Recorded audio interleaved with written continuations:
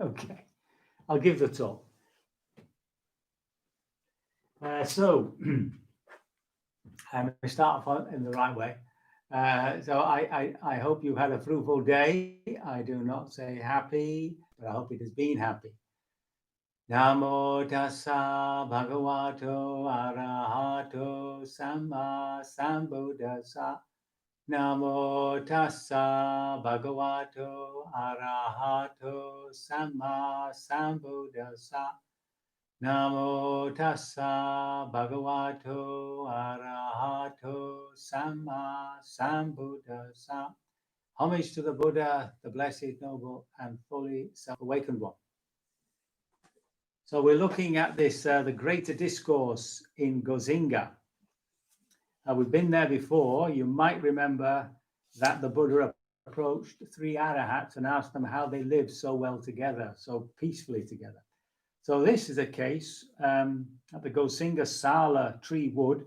Sala was the tree under which the Buddha was born and under which he died, I'm pretty sure.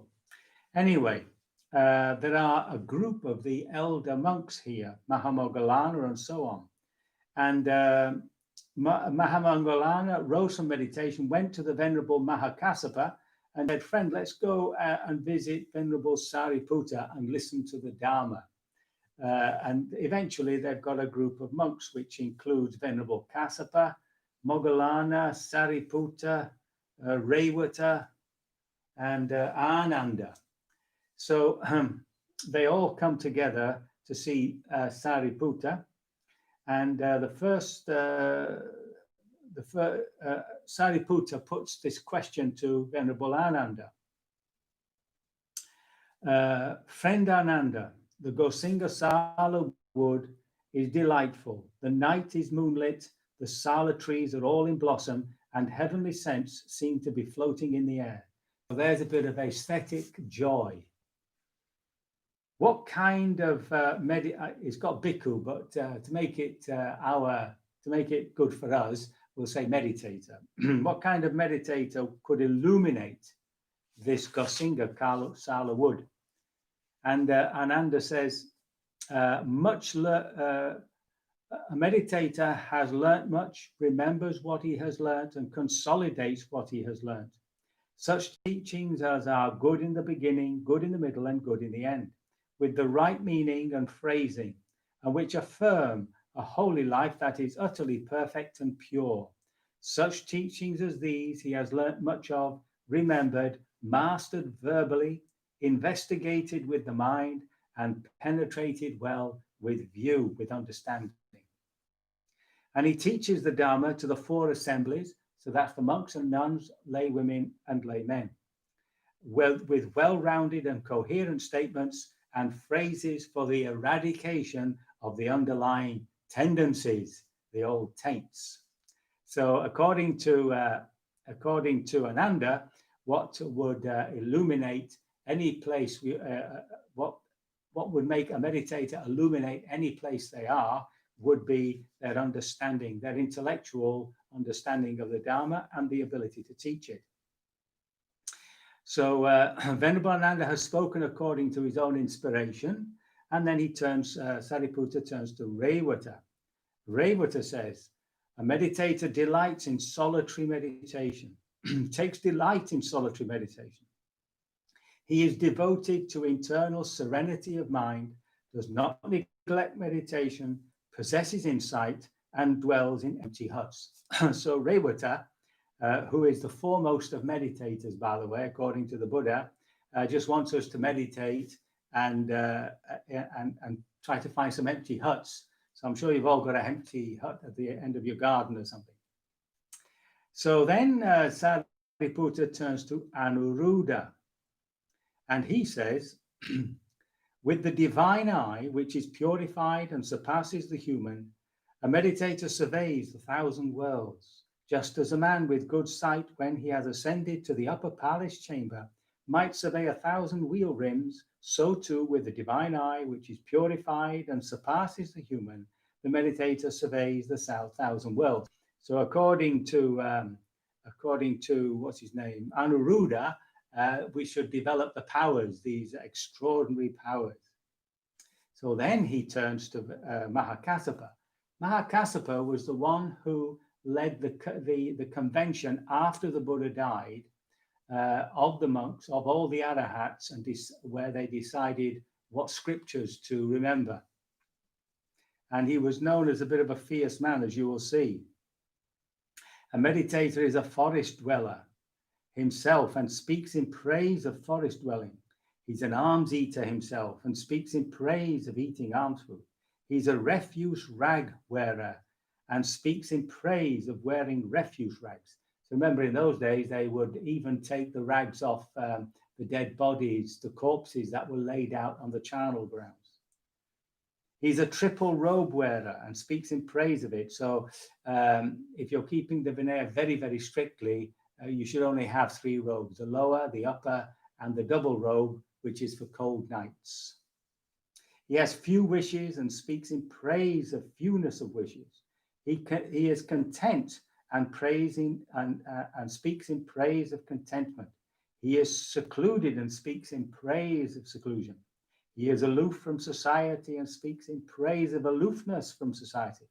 He's energetic and speaks in praise of arousing energy. Attained to virtue himself, speaks in praise of the attainment of virtue. Attained to concentration himself, speaks in praise of concentration. Attained to wisdom himself, speaks in praise of the attainment of wisdom. He has attained deliverance and speaks in praise of the attainment of deliverance. He's attained the knowledge and vision of deliverance and speaks in praise of it. Now that's a tall order. So it's somebody who lives really very basically out there in the forest. You could do it, I suppose, in the garden, and spends their lives trying to become fully liberated. All these people, all these monks, by the way, are liberated, apart from Ananda. Ananda's not liberated. So now Sariputta turns to Moggallana. And Moggallana was the second disciple. So there was Sariputta and Moggallana, the 2 main disciples of the Buddha. What Moggallana suggests is that two meditators engage in the talk of the higher Dhamma, and they question each other, and each being questioned by the other answers without foundering, and their talk rolls on in accordance with the Dhamma. Now, the word there is Abhidhamma.